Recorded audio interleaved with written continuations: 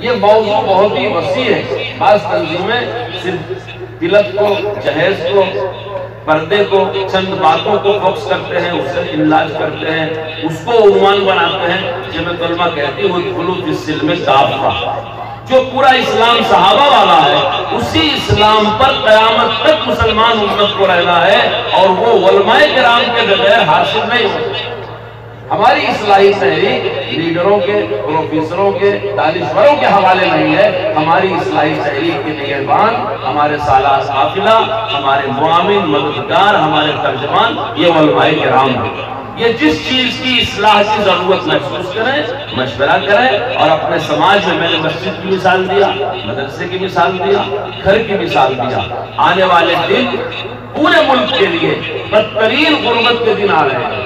اگر آپ نے اپنے گھر والوں کو کفایت نہیں سکھائی، آپ نے خرچ پر کنٹرول کرنا نہیں سکھایا، اپنے خرچ پر آپ نے کنٹرول نہیں کیا، تو آئندہ آپ کو مزید غربت اور تنگ دامانی اور تنگ دستی کا سامنا کرنا. صرف اسلام کا قناعت اور کفایت کا فلسفہ ایسا ہے، ایثار و قربانی کا فلسفہ ایسا ہے جو آپ کی آئندہ زندگی کو مضبوط کرے.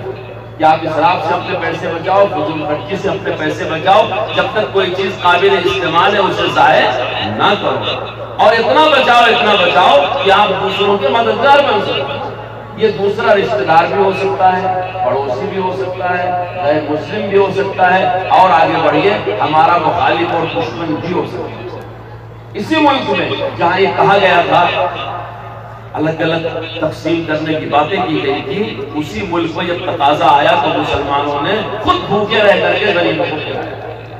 ابھی کرونا کے 2 سال میں الحمدللہ مسلمان قوم کی خدمات کی تاریخ پورے دنیا میں سنہرے حرف سے لکھے جانے کے لائق ہے.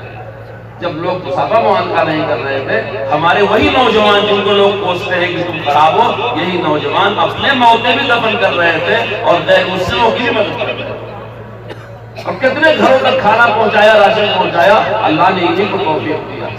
اللہ ایسے نوجوانوں کو خوب اجر عطا فرمائے. وہ ہمارا بہت بڑا سرمایہ ہے. میں نے یہ بات بیچ میں کہی کہ آپ جتنا کفایت کریں گے، دوسروں کے مددگار ہوں گے، وہ دوسرا دشمن بھی ہو جب بھی آپ اس کی مدد کریں، خدمت کریں. آپ کو یہ چیز آپ کے اسلام نے سکھایا ہے. یہی جمعیت علماء ہند کی فکریں ہیں، لیکن یہ فکریں آپ کو ان علماء کرام کے ذریعے سے پہنچیں گی.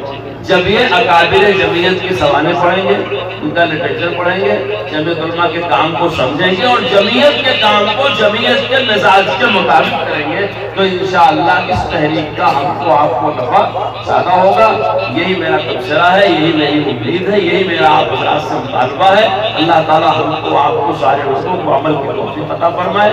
اس جلسے کے لیے جن لوگوں نے جس طرح کی بھی محنت کیا ہے اللہ قبول فرمائے. جو مخلصین ہیں ان کے اخلاص کی برکت سے اللہ تعالیٰ اس تحریک میں تاثیر پیدا فرمائے.